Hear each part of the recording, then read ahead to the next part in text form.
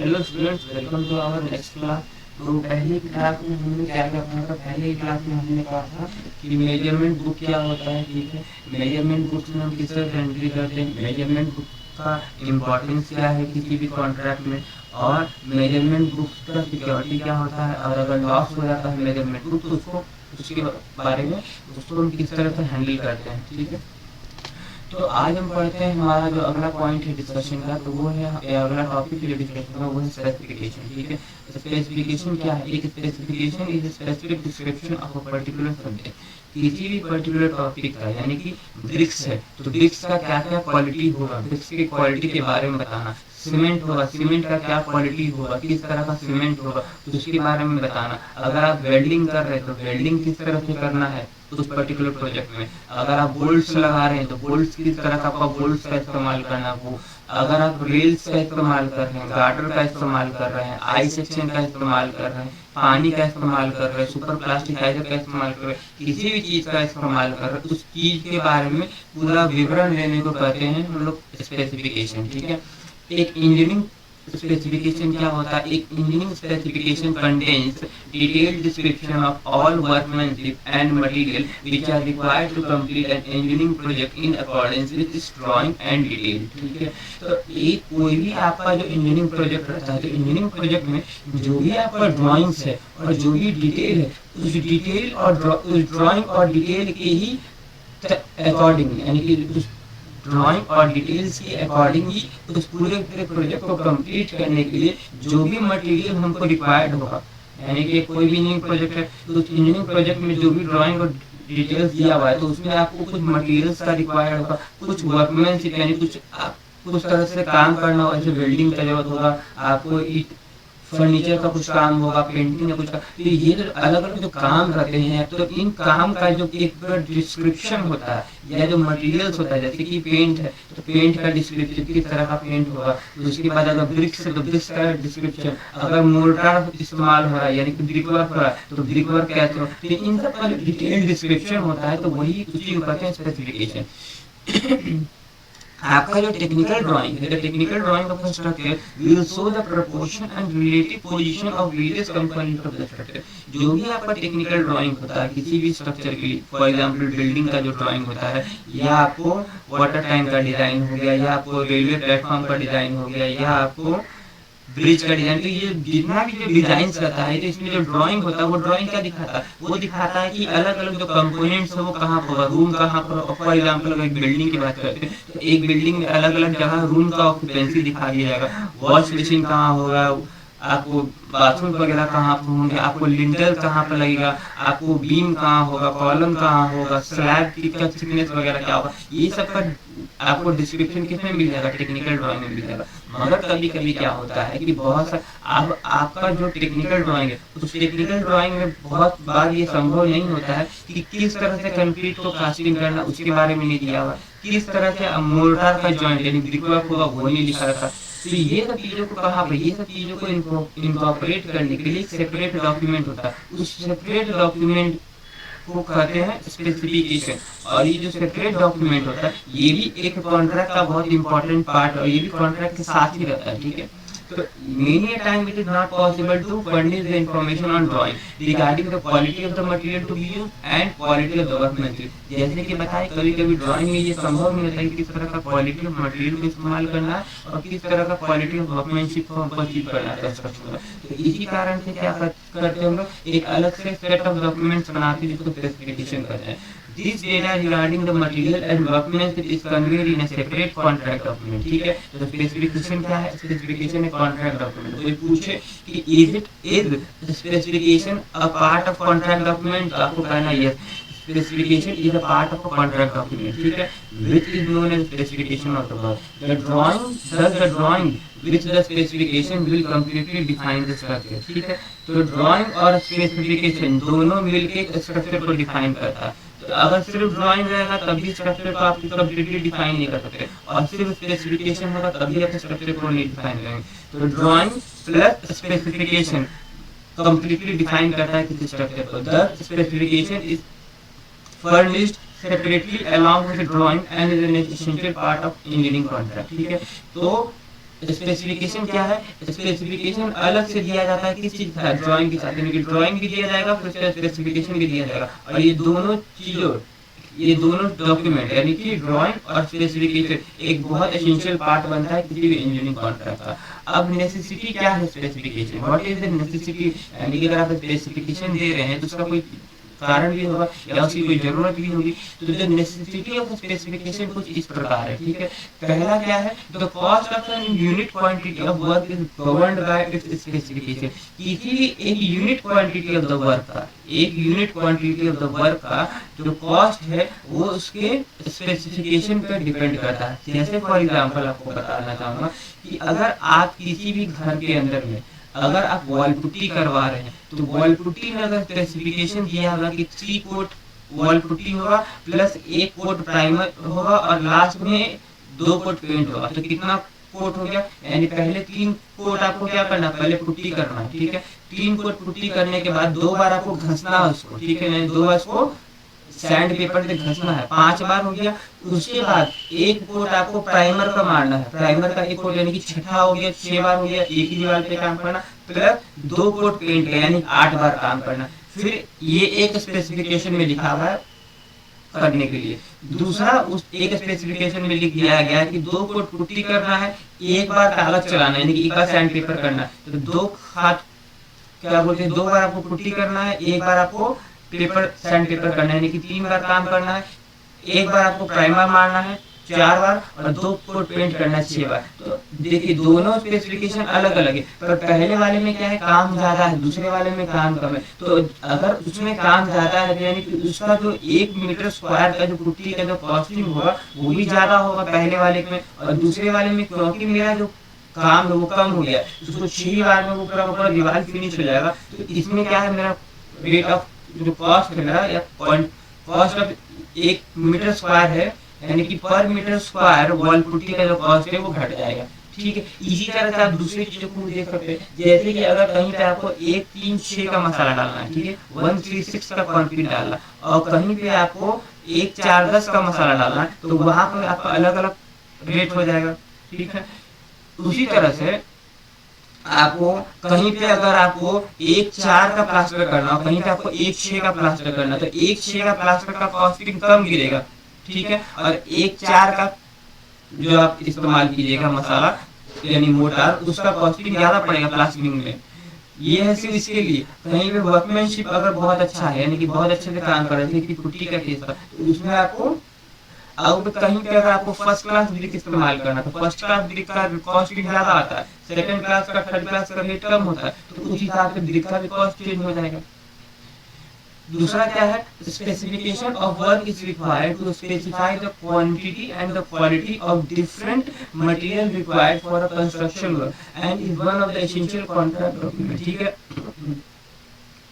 Specification of work का क्या जरूरत पड़ता है, स्पेसिफिकेशन ऑफ वर्क का जरूरत इसलिए पड़ता है क्योंकि इसमें आपको क्वालिटी कि कितना क्या क्वालिटी का काम चाहिए और कितना क्वांटिटी का अलग अलग मटेरियल चाहिए, यानी किस क्वालिटी का मटेरियल चाहिए और कितने क्वांटिटी में चाहिए किसी काम को खत्म करने के लिए, किसी इंजीनियरिंग प्रोजेक्ट को खत्म करने के लिए, वो लिखा जाएगा स्पेसिफिकेशन ऑफ द वर्क में, ठीक है। तो स्पेसिफिकेशन ऑफ वर्क क्या है, स्पेसिफिकेशन ऑफ वर्क में आपको ये स्पेसिफाई किया जाता है कि कोई भी कंस्ट्रक्शन वर्क है, कोई भी जो इंजीनियरिंग प्रोजेक्ट है, उस इंजीनियरिंग प्रोजेक्ट में आपको किस तरह का मटेरियल यानी कि क्या क्वालिटी ऑफ मटेरियल चाहिए और कितने क्वांटिटी में चाहिए, वो स्पेसिफिकेशन ऑफ वर्क में मिल जाएगा, ठीक है। A contractor can make a programme to procure the material required for a project as well as the owner can check the quality, ठीक है। तो कॉन्ट्रैक्टर क्या करेगा, उसी हिसाब से मटेरियल को प्रोक्योर करेगा जो लिखा हुआ है डॉक्यूमेंट में, कॉन्ट्रैक्ट डॉक्यूमेंट के स्पेसिफिकेशन पार्ट में। तो जो स्पेसिफिकेशन में लिखा हुआ उसी हिसाब से कॉन्ट्रैक्टर क्या है कि सामान को मंगवाएगा या सामान को मंगवाएगा, और वही जो सामान मंगवाया है कॉन्ट्रैक्टर उसको जो क्वालिटी है वो कौन चेक करेगा, उसका क्वालिटी चेक कर सकता है कौन, जो ओनर है। कि अब जो हम स्पेसिफिकेशन प्रोवाइड किए हैं, जो हम क्या बोलते हैं क्वालिटी के बारे में बताए हैं कि हमको इस क्वालिटी का मटेरियल मंगवाना है, तो क्या मेरा कॉन्ट्रैक्टर उस क्वालिटी का मटेरियल भेजा है नहीं भेजा, ये कौन चेक कर सकता है, ये ओनर चेक कर सकता है। अगर इन दोनों के बीच में डिस्प्यूट आ जाता है, जैसे इसका एग्जांपल क्या है, इसका एग्जांपल है मान लीजिए कोई पीडब्ल्यूडी का वर्क है, उस पीडब्ल्यूडी के वर्क में सीमेंट सप्लाई का कॉन्ट्रैक्ट किसी को दिया गया, ठीक है। तो जो सीमेंट का क्वालिटी दिया गया वो कहाँ मिलेगा, वो मिलेगा आपको स्पेसिफिकेशन में, ठीक है ना, कि इस क्वालिटी का सीमेंट हमको चाहिए, इस ग्रेड का हमको सीमेंट चाहिए, ठीक है, इसका इतना सेटिंग टाइम होना चाहिए, इसका इतना, इसका ये होना चाहिए, फाइनल सेटिंग टाइम होना चाहिए, initial setting time, final setting time, इसका साउंडनेस ये होना चाहिए, इसमें इतना लाइन, तो ये जो भी डिटेल्स है वो किसमें दिया रहेगा, वो आपको स्पेसिफिकेशन में दिया रहेगा सीमेंट के केस में। तो जो भी कॉन्ट्रैक्टर सीमेंट मंगवाएगा तो वो भी चेक कर लेगा फिर, तो वो क्या है, वो उसी हिसाब से माल मंगवाएगा जो किसमें स्पेसिफिकेशन में दिया हुआ कॉन्ट्रैक्टर। और अगर बाई इन केस अगर डिपार्टमेंट को या जो ओनर है उसको लगता है कि नहीं जो कॉन्ट्रैक्टर जो सीमेंट दिया वो लो क्वालिटी का, तो उसको चेक भी कर सकता है, तो स्पेसिफिकेशन में ऑलरेडी दिया हुआ है, तो वो बाद में वो कॉन्ट्रैक्टर ये नहीं ना कर सकता कि नहीं आपका कुछ और आपको जो माल दिए हैं वो सब सही दिए हैं, ऐसा कुछ नहीं है, तो आप उसको कह सकते हैं कि हाँ भाई देखिए ये मेरा कॉन्ट्रैक्ट डॉक्यूमेंट, इस कॉन्ट्रैक्ट डॉक्यूमेंट के स्पेसिफिकेशन पार्ट है, इस स्पेसिफिकेशन पार्ट में ये सीमेंट का क्वालिटी दिया हुआ था, क्या आपने इस सीमेंट का क्वालिटी प्रोवाइड किया, अगर आपने नहीं प्रोवाइड किया तो आपने कॉन्ट्रैक्ट को ब्रीच किया, तो ये आप चीजें कर सकते हैं। दिस ऑल्सो यानी कि क्वालिटी का जो चेकिंग होता है वो क्वालिटी का ऑफ मटेरियल को चेकिंग करने में भी हेल्प करता है। This also specify the workmanship and the method of the doing, ठीक है ना। स्पेसिफिकेशन क्या करता है, स्पेसिफिकेशन स्पेसिफाई करता है वर्कमैनशिप की, क्या वर्कमैनशिप होना चाहिए और क्या मेथड होना चाहिए उस काम को करने के लिए। जैसे मैंने आपको पुट्टी के केस में बताया था कि किस तरह का वर्कमैनशिप है, कितने हाथ पुट्टी चलेगा, कितना हाथ प्राइमर होगा, कितना हाथ सैंडपेपर चलेगा, कितना हाथ फाइनल पेंट का चलेगा, तो वो वर्कमैनशिप को किस तरह से काम होना है वो उसके बारे में बता देता है। The specification of work serve as a single guide to supervise the staff of the contractor as well as the owner to execute the work with their satisfaction, ठीक है। तो स्पेसिफिकेशन ऑफ वर्क क्या करता है, ये guide की तरह काम करता है, ठीक है ना। जैसे गाइड क्या काम करता है, गाइड का काम होता है जैसे कि अगर आप कहीं पे घूमने जाते हैं तो गाइड क्या करता है, जिस जगह पे घूमने जा रहे हो उस जगह के बारे में डिटेल्स बताता है कि हाँ सर आप ताजमहल घूमना है, तो ताजमहल ये बनवाया था, इन्होंने ऐसे बनवाया था ताजमहल, इतने स्टाफ लगे थे, इसमें ये मटेरियल लगा हुआ, ये ऐसे ऐसे बन, तो वो गाइड क्या करता है, वो गाइड उस चीज के बारे में डिटेल डिस्क्रिप्शन देता है। वैसे ही आपको क्या बोलते हैं वर्क स्पेसिफिकेशन क्या करता है, स्पेसिफिकेशन आपको ये एक गाइडलाइन प्रोवाइड करता है कि इसको जो भी आपका कॉन्ट्रैक्टर का जो स्टाफ है उस कॉन्ट्रैक्टर के स्टाफ को एक गाइडलाइन प्रोवाइड करता है कि हाँ तुमको ये काम इस तरह से एग्जीक्यूट करना है, तुमको ये तरीके से इस काम को कंप्लीट करना है, यानी कि अपनी मन मर्जी से काम नहीं कर सकता है कॉन्ट्रैक्टर का स्टाफ। तो कॉन्ट्रैक्टर के स्टाफ को किस तरह से कोई काम करना है उसके बारे में पूरा गाइडलाइन दिया जाता है वर्क इसमें स्पेसिफिकेशन ऑफ वर्क में, ठीक है। A work is carried out according to its specification and the contractor is paid for the same, ठीक है। एक कोई भी काम स्पेसिफिकेशन के दौरान होता है, स्पेसिफिकेशन के हिसाब से होता है, और कोई किसी भी कॉन्ट्रैक्टर को जब वो स्पेसिफिकेशन के हिसाब से काम कर देता है तभी उसको पेमेंट मिलता है, ठीक है। Any change in specification changes the tender rate, किसी भी तरह का स्पेसिफिकेशन में बदलाव, ठीक है ना, उस टेंडर के रेट को चेंज कर देता है। फॉर एग्जांपल जैसे मैंने पहले बताया कि पहले वो केस में आपको 8 बार में 8 हाथ में यानी कि 8 बार एक सरफेस पे काम करेगा तब जाके वो पुट्टी कंप्लीट होगा। दूसरे केस में क्या था 6 बार में, तो जो 6 बार से अगर मान लीजिए कि पहले कॉन्ट्रैक्ट डॉक्यूमेंट था उसके स्पेसिफिकेशन पार्ट में 6 बार काम करने था, यानी कि किसी भी वॉल पुट्टी का 6 बार उसको करना था। जैसे कि एक दीवार पे फॉर एग्जांपल कि मान लीजिए किसी स्पेसिफिकेशन में पहले दिया हुआ था कि आपको 2 कोट पुट्टी करना है, 2 कोट आपको क्या बोलते हैं सैंड पेपर करना है, 1 कोट प्राइमर करना है, 1 और 2 कोट फाइनल पेंट करना है, तो टोटल आपका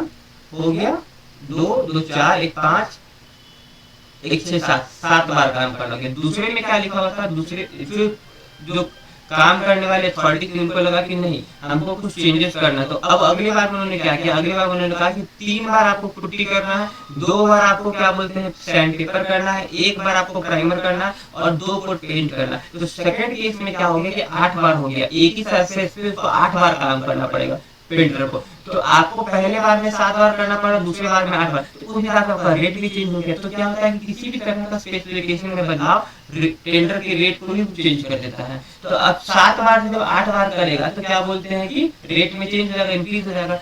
As the rate of work is based on the specification, a contractor can calculate the rate of various item of work in a tender, which is procurement rate of material and labor. Thus tender paper without specification of work is baseless. ठीक है ना, क्योंकि जो आपका rate है किसी भी काम का, अब कोई भी कॉन्ट्रैक्टर अगर किसी भी स्टाफ को रखेगा या कोई भी मटेरियल बनाएगा, तो जो भी मटेरियल होगा या जो भी स्टाफ होगा, वो तो अगर स्टाफ की बात करते हैं, लेबर की बात करते हैं, तो लेबर तो आपका वर्कमैन, वो तो उसका वर्क आवर होता है कि हाँ इतने घंटे का काम करेगा तो इतना पैसा लेगा। लेबर के केस में ये है। और मटेरियल में क्या है, जितना हायर क्वालिटी का मटेरियल जाएगा उसका रेट उतना ज्यादा बढ़ता रहेगा। ये एक सिंपल सा, ये एक जनरल रूल होता है कि जैसे जैसे लेबर का घंटा बढ़ता है वैसे वैसे उसका भी उसको ज्यादा पेमेंट करना पड़ता है। यानी कि 2 घंटा लेबर से काम करेगा तो 2 घंटे का पेमेंट करना पड़ेगा, और अगर 4 घंटा करेगा तो 4 घंटे का पेमेंट करेगा।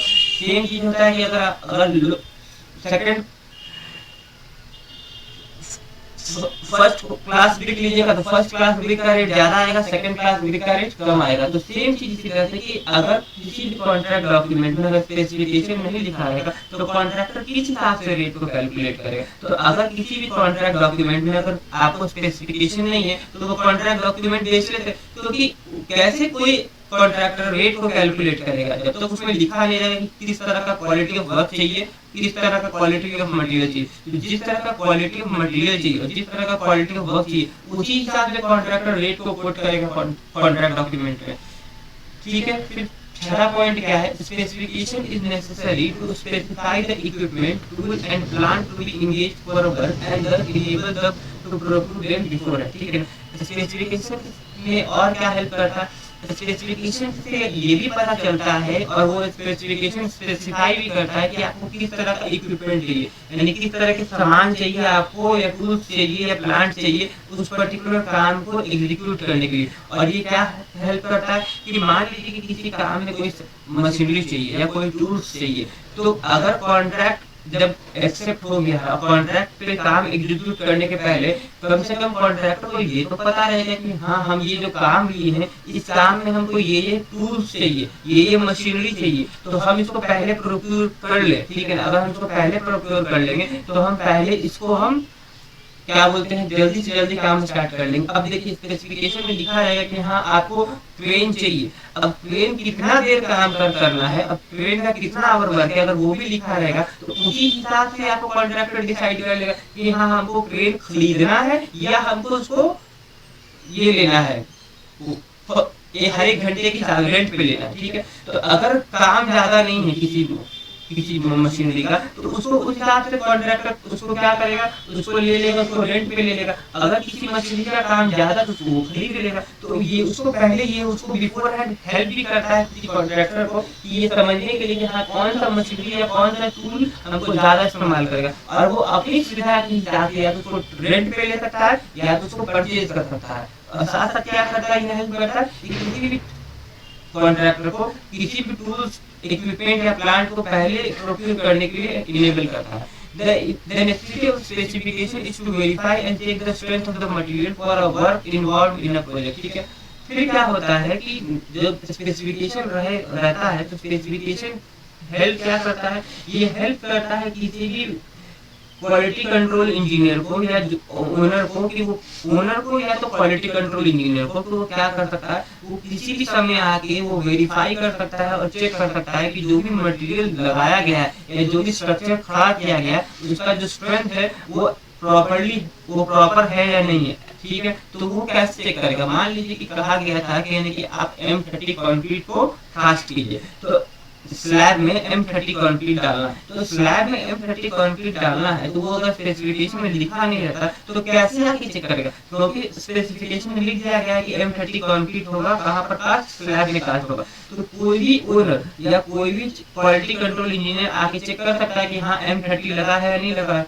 और उसको चेक करने का अलग अलग कंक्रीट का स्ट्रेंथ चेक करने का मशीन आता है या टूल्स रहता है, उस हिसाब से वो चेक कर लेगा। Specification is an essential contract document and is required for arbitration or court cases। Specification क्या है, एक बहुत एसेंशियल एक बहुत एसेंशियल कॉन्ट्रैक्ट डॉक्यूमेंट है। ठीक है, तो स्पेसिफिकेशन क्या है, एक एसेंशियल कॉन्ट्रैक्ट डॉक्यूमेंट है। और ये क्या हेल्प करता है, ये हेल्प करता है कि मान लीजिए कल कोई बात विवाद हो जाता है या कल कोई कोर्ट केस हो जाता है कि कॉन्ट्रैक्टर कोई केस कर दिया है या कोई प्रोजेक्ट का जो ओनर था, वो प्रोजेक्ट का ओनर कोई कोर्ट केस कर दिया है या दोनों के बीच में किसी तरह का झगड़ा या किसी तरह का वाद विवाद हो गया, तो उस वाद विवाद को सुलझाने के लिए भी या उस वाद विवाद के तथ्यों के रूप में भी एज अ प्रूफ और एज अ क्या बोलते हैं मटेरियल टू सॉल्व, ये दोनों के रूप में काम करता है। तो अगर आपका बाय द स्पेसिफिकेशन रहता है तो स्पेसिफिकेशन में अगर लिखा रहेगा कि ये काम ऐसे करना, अगर वो काम वैसा नहीं हुआ तो कम से कम वो लोग बता सकता है ना कि हाँ सर मेरे ये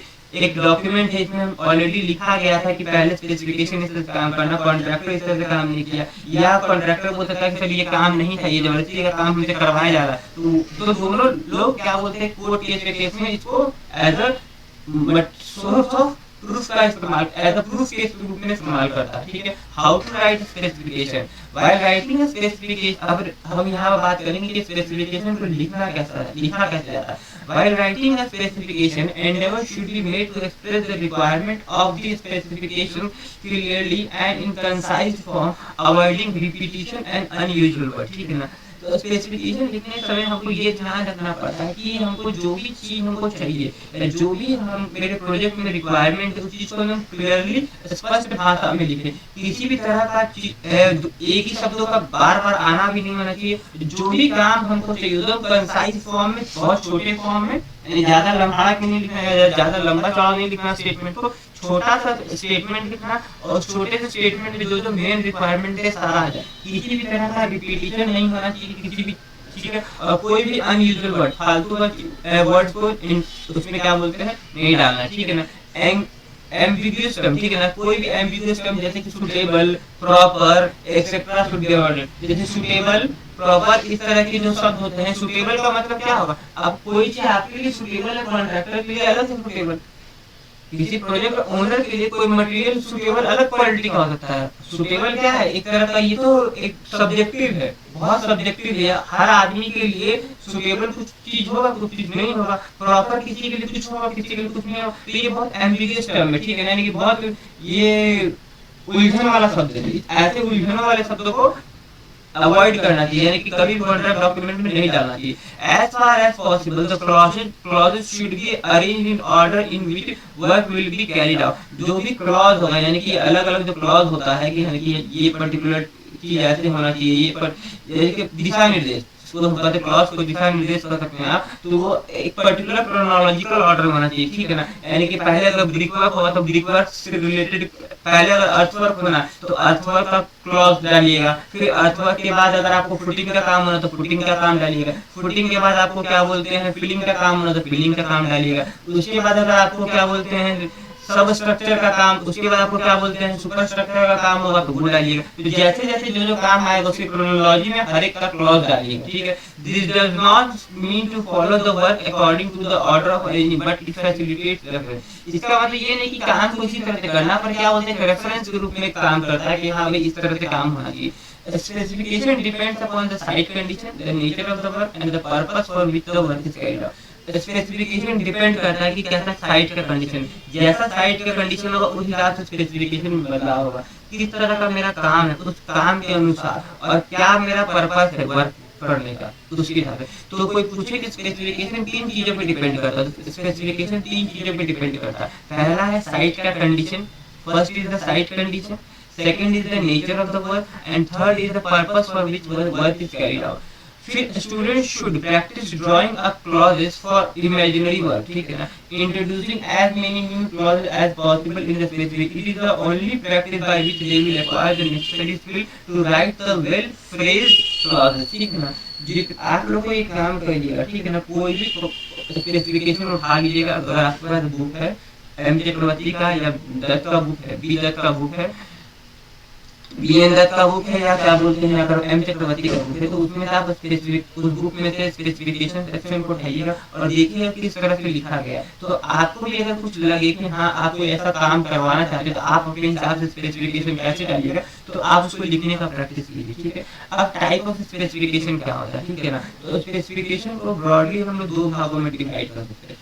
जो भी हमारा स्पेसिफिकेशन होता है तो हम लोग ब्रॉडली दो टाइप में कैटेगराइज करते हैं। पहला होता है जनरल स्पेसिफिकेशन, दूसरा होता है डिटेल स्पेसिफिकेशन। ठीक है, ये जस्ट एस्टिमेट की तरह की जनरल एस्टिमेट और डिटेल एस्टिमेशन। ठीक है, एक होता है जनरल एस्टिमेशन, ठीक है, जो कि हम लोग ओवरऑल करते हैं, ठीक है ना, एक अप्रॉक्सीमेट करते हैं, फिर एक डिटेल एस्टिमेशन करते हैं जिसमें कि हर एक चीज का हम लोग डिटेल विवरण करते हैं। सेम उसी तरह से है कि जनरल स्पेसिफिकेशन होता है, एक होता है डिटेल स्पेसिफिकेशन। तो जनरल स्पेसिफिकेशन क्या होता है? In general specification nature and the class of work and name of the material that should be used are described, ठीक है। तो जनरल डिस्क्रिप्शन में क्या होगा कि इसमें क्या नेचर है काम का और किस क्लास का वर्क है उसको लिखेंगे। तो पहला जनरल स्पेसिफिकेशन क्या लिखेंगे? तो पहला जनरल स्पेसिफिकेशन में हम लोग लिखेंगे कि क्या नेचर है और क्या क्लास है वर्क का। दूसरा क्या लिखेंगे कि क्या जो अलग अलग तरह का मटेरियल इस्तेमाल होगा उस मटेरियल का नाम लिखेंगे, ठीक है। तो तीन चीज लिखना है हम लोग को जनरल स्पेसिफिकेशन। पहला नेचर क्या होगा काम का, क्या क्लास है काम का, और फिर क्या है, क्या नेम है अलग अलग मटेरियल का जो कि इस्तेमाल होगा।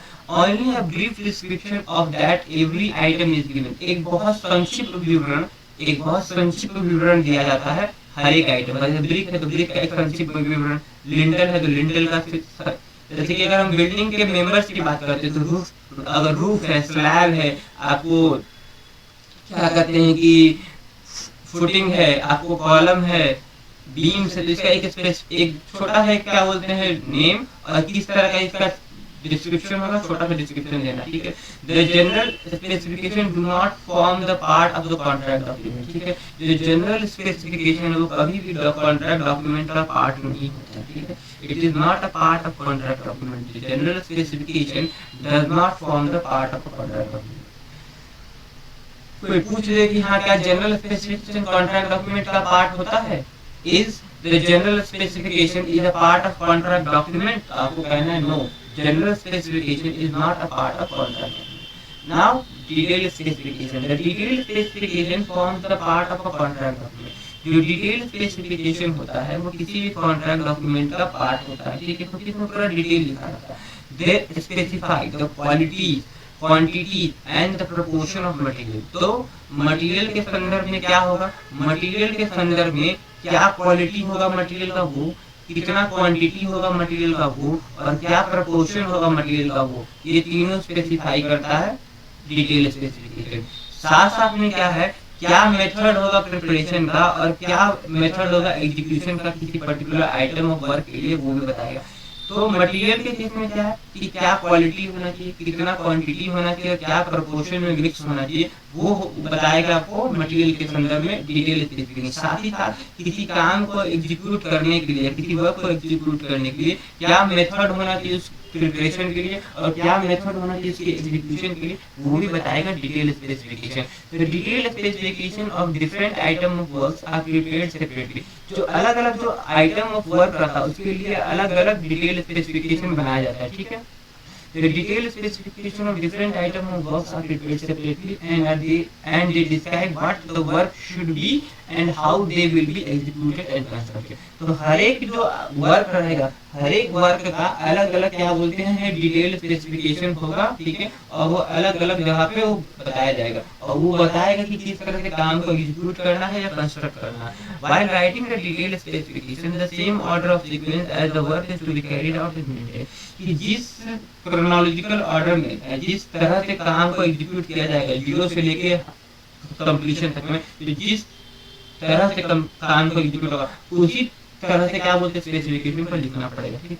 जैसे फॉर एग्जांपल पहले आप अगर बिल्डिंग कंस्ट्रक्शन की बात कीजिए तो पहले आप क्या कीजिएगा, पहले आप वहाँ पर फाउंडेशन कीजिएगा, फाउंडेशन करने के बाद उसके बाद उसको फिलिंग कीजिएगा, उसके बाद वहाँ पर उसको सुपर स्ट्रक्चर का कीजिएगा। तो उसी क्रम में आपको लिखना है। जनरल स्पेसिफिकेशन आपको फर्स्ट क्लास की, अब हमको फर्स्ट क्लास बिल्डिंग के लिए जनरल स्पेसिफिकेशन जानना है, ठीक है।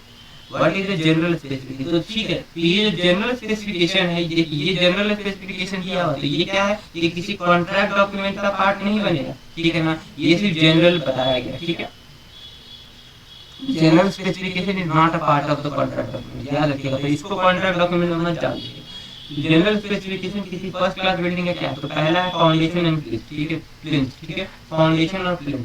तो brickwork in foundation and plinth shall be of the first class brick in cement और लाइम मोर्टार ओवर सीमेंट और लाइम कंक्रीट। देखिए एकदम लिखा हुआ है ना, बहुत संक्षिप्त में लिखा हुआ, पर हाँ कुछ हद तक आपको इससे आप विड्रॉ कर सकते हैं या आप पता कर सकते हैं कि हाँ कि काम असल में होना क्या। तो क्या कह रहा है कि जो फाउंडेशन है और जो प्लिंथ है, यानी कि जो बिल्डिंग है, बिल्डिंग के फाउंडेशन में और प्लिंथ एरिया में जो क्या बोलते हैं, जो प्लिंथ जो ब्रिकवर्क होना है वो कैसा होना चाहिए, तो वो होना चाहिए पहले क्लास फर्स्ट क्लास ब्रिक के साथ, ठीक है ना। पहला फर्स्ट क्लास ऑफ ब्रिक इस्तेमाल होना है किसमें, ब्रिक में, और सॉरी फर्स्ट क्लास ब्रिक इस्तेमाल करना है फाउंडेशन में और प्लिंथ में। और जो मोर्टार इस्तेमाल होगा वो क्या होगा, वो तो या तो वो सीमेंट का मोर्टार होगा या तो लाइम का मोर्टार होगा। दो मोर्टार इस्तेमाल कर सकते हैं, सीमेंट मोर्टार या लाइम मोर्टार ओवर सीमेंट, ठीक है ना, और लाइम कंक्रीट, ठीक है, या तो लाइम कंक्रीट। तो या तो आप सीमेंट का इस्तेमाल कर सकते हैं, या तो लाइम का मोर्टार का इस्तेमाल करते हैं सीमेंट के ऊपर, या लाइम का कंक्रीट का इस्तेमाल कर सकते हैं। तो ये आपका है पहला इसके लिए। अब आपको अगर इसके बारे में डिटेल जानना है कि लाइम मोर्टार में और लाइम कंक्रीट में क्या फर्क होता है, तो उसके लिए आपको बिल्डिंग मटेरियल जाके पढ़ना पड़ेगा, ठीक है। उसको आप जगह जाके रेफर कर लीजिएगा फिर बिल्डिंग मटेरियल की बुक से। फिर उसके बाद क्या है, filling. Foundation trenches and plinth shall be filled up with the coarse sand, ठीक है ना। जो फिलिंग होगा यानी कि फाउंडेशन का जो ट्रेंच होगा, जो फाउंडेशन बनाने के लिए फाउंडेशन जहाँ पर डाला गया जाएगा, फुटिंग वगैरह जो किया गया, उस फुटिंग वगैरह का जो ट्रेंच जो एस्कावेट किया गया था, उस ट्रेंच के जो एस्कावेटेड ट्रेंच को भरने के लिए, फाउंडेशन ट्रेंच को भरने के लिए और प्लिंथ के एरिया को भरने के लिए हम लोग को कोर्स सैंड, फाइन सैंड नहीं कोर्स सैंड का इस्तेमाल कर, देखिए लिख दिया है यहाँ पर कि आपको जो भी फाउंडेशन का ट्रेंच होगा और प्लिंथ होगा उसको फिल करने के लिए आपको क्या चीज का इस्तेमाल करना, उसके लिए आपको ये कोर्स सैंड का इस्तेमाल करना। फिर बता रहा है डीपीसी यानी कि डैम प्रूफ कोर्स का। Damp proof course shall be 2.5 centimetre thick cement concrete और 2 सेंटीमीटर थिक सीमेंट मोर्टार, ठीक है, with 5% flow by weight of the cement और other standard water proofing material. अब हमको प्लूडो देखना पड़ेगा क्या होता है प्लूडो। वेट अ सेकंड, हम चेक कर लेते हैं प्लूडो क्या होता है।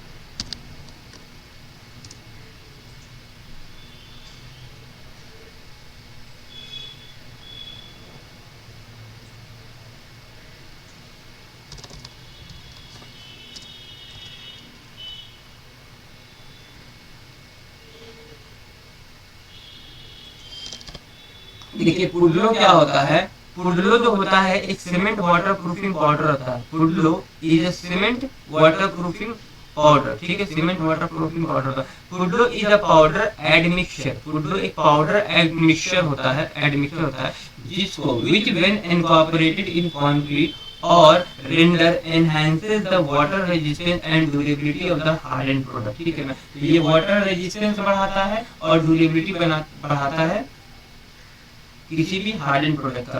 तो पुडलो क्या है, तो पुडलो होता देखिए, तो इसमें लिखा हुआ है कि DPC shell be 2.5 centimetre thick. तो जो भी आपका डैम प्रूफिंग कोर्स होगा, डैम प्रूफिंग कोर्स आपका 2.5 सेंटीमीटर थिक होना चाहिए। इसमें जो इस्तेमाल होना चाहिए वो सीमेंट कंक्रीट इस्तेमाल होना चाहिए।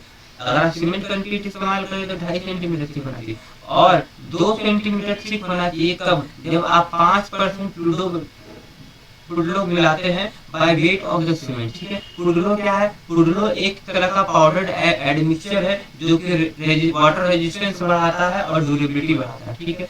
तो अगर आप एडमिक्सचर का इस्तेमाल कर रहे हैं, ठीक है, तो एडमिक्सचर अगर आप 5% मिला रहे हैं सीमेंट मोर्टार में, तब आपको 2 सेंटीमीटर डालना है और 2.5 सेंटीमीटर डालना सिर्फ जब आप सीमेंट कंक्रीट इस्तेमाल कर रहे हैं। Other standard water proofing material, ठीक है। फिर क्या है super structure, super structure shell be of the first class brick in cement mortar, ठीक है ना। सुपर स्ट्रक्चर जो भी आपका खड़ा हो, सुपर स्ट्रक्चर मतलब ऊपर का स्ट्रक्चर, जो भी प्लिंथ के ऊपर का स्ट्रक्चर खड़ा होता है, ठीक है। प्लिंथ के ऊपर के स्ट्रक्चर को सुपर स्ट्रक्चर बोलते हैं, प्लिंथ के नीचे के स्ट्रक्चर को सब स्ट्रक्चर बोलते हैं। तो प्लिंथ के ऊपर का जो भी स्ट्रक्चर होगा उसको बनाने के लिए आपको फर्स्ट क्लास ब्रिक का इस्तेमाल करना पड़ेगा और उस ब्रिक वर्क को करने के लिए आप कौन सा मोटर इस्तेमाल कीजिएगा, सीमेंट मोटर का इस्तेमाल कीजिएगा, यानी कि सीमेंट का मोटर बनाइएगा। रूफिंग क्या होना चाहिए, the roofing shall be 10 centimetre RCC slab with 10 centimetre average lime terracing over it, ठीक है ना। तो जो भी रूफिंग होगा, रूफिंग में क्या करना है, रूफिंग में आपको जो स्लैब होगा वो होगा आरसीसी का स्लैब, ठीक है। आरसीसी का स्लैब डालने के बाद आरसीसी का स्लैब कितना मोटा होगा, आरसीसी का स्लैब होगा 10 सेंटीमीटर का, ठीक है। अब उस 10 सेंटीमीटर के आरसीसी स्लैब के ऊपर 10 सेंटीमीटर का आपको लाइम टेरेसिंग करना है। लाइम टेरेसिंग का मतलब होता है कि जैसे आप फ्लोरिंग करते हैं ना, टाइल्स वगैरह बिछाते हैं, उसी तरह आपको 10 सेंटीमीटर का लाइम का टेरेसिंग का कोट डालना उसके ऊपर, ठीक है। फ्लोरिंग क्या होगा,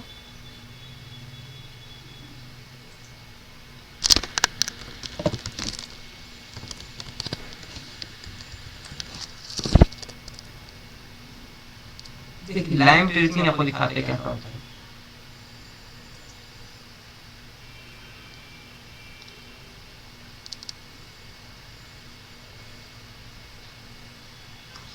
आपको दिख नहीं रहा है कि यहाँ का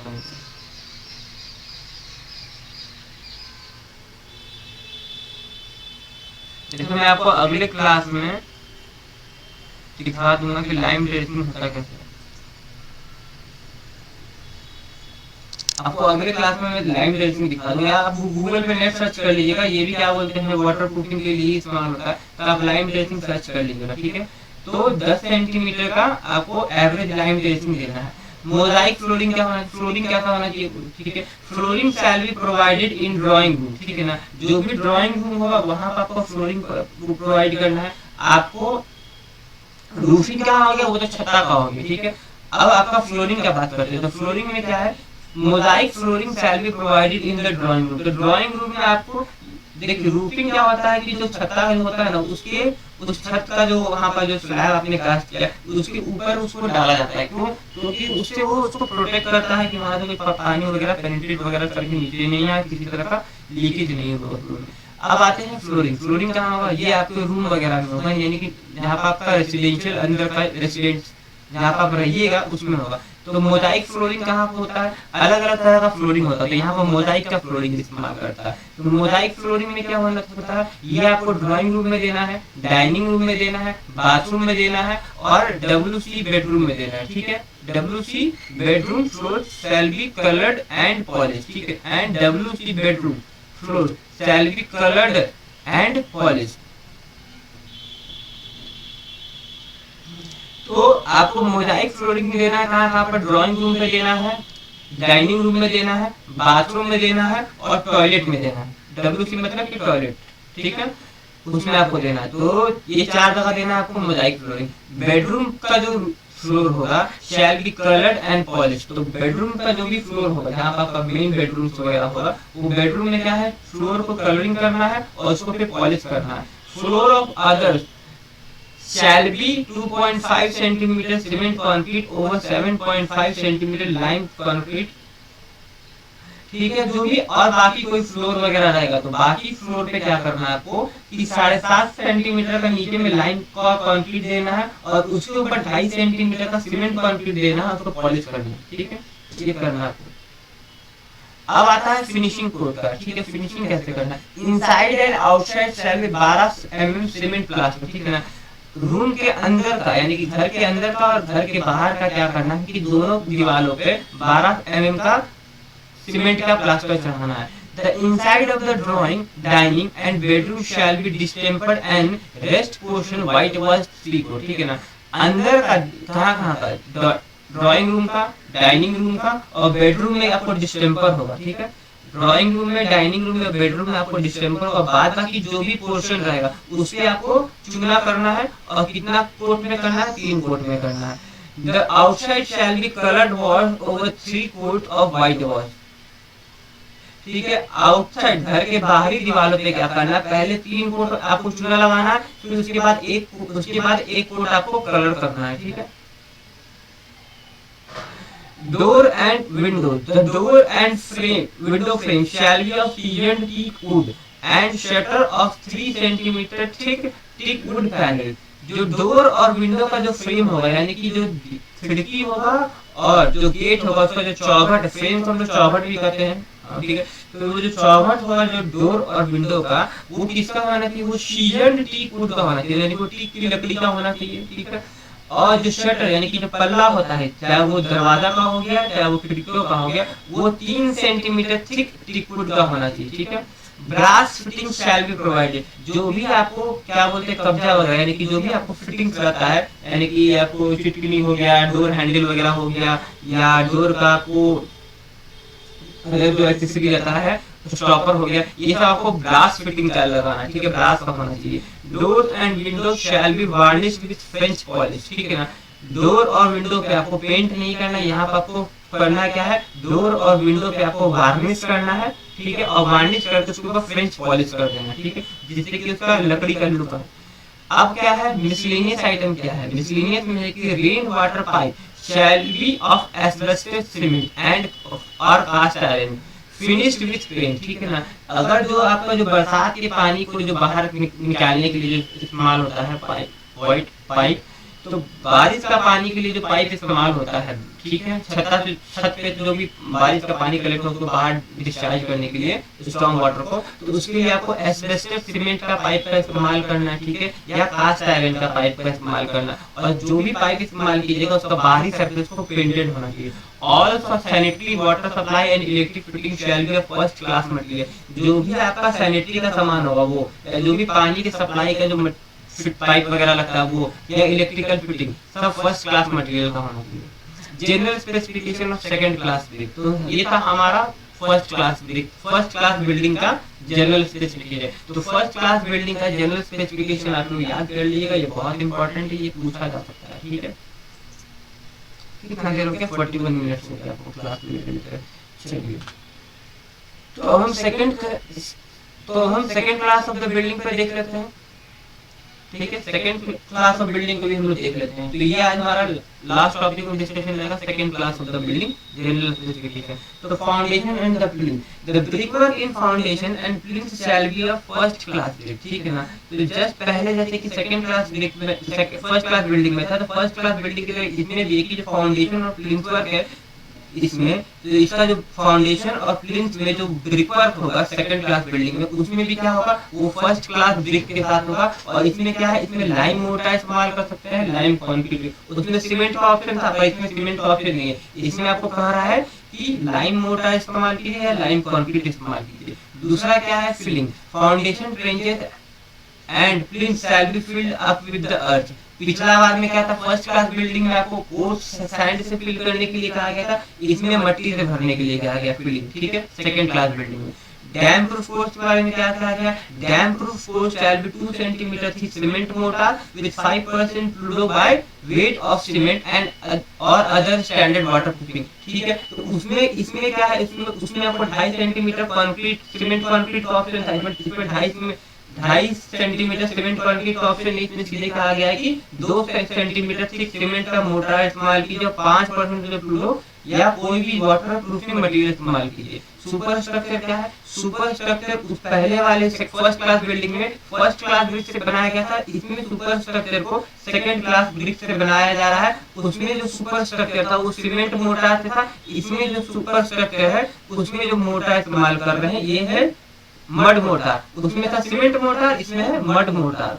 अब है रूफिंग का, तो roofing shall be flat terraced roof और जैक आर्च रूफ ऑफ और आरबी रूफ, ठीक है।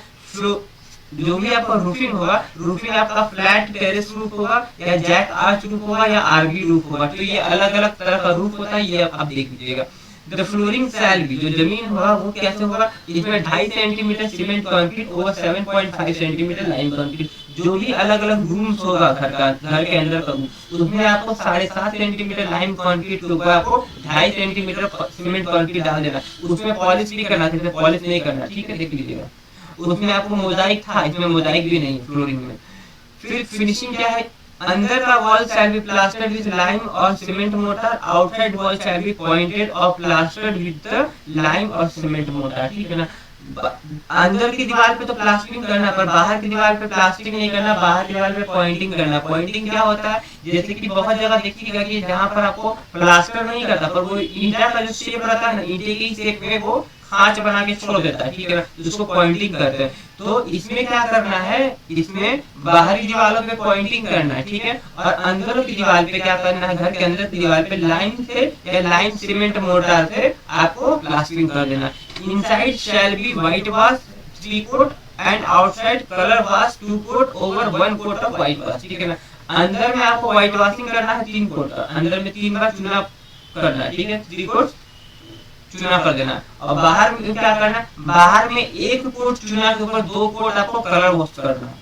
डोर एंड विंडो क्या होगा, door and window shall be well season साल, इसमें देखिए साल का लकड़ी इस्तेमाल किया गया, उसमें टीक का था, इसमें साल का लकड़ी इस्तेमाल किया गया, ठीक है। और जो शटर था उसमें 4.5 सेंटीमीटर यानी कि जो दरवाजा और जो इसमें जो चौखट था वो खिड़की का और दरवाजा का वो साल का लकड़ी का था। और जो आपको जो पल्ला है यानी कि शटर्स है गेट, इसका गेट का और खिड़कियों का वो है 4.5 सेंटीमीटर शीशम का या देवदार का वो, ठीक है।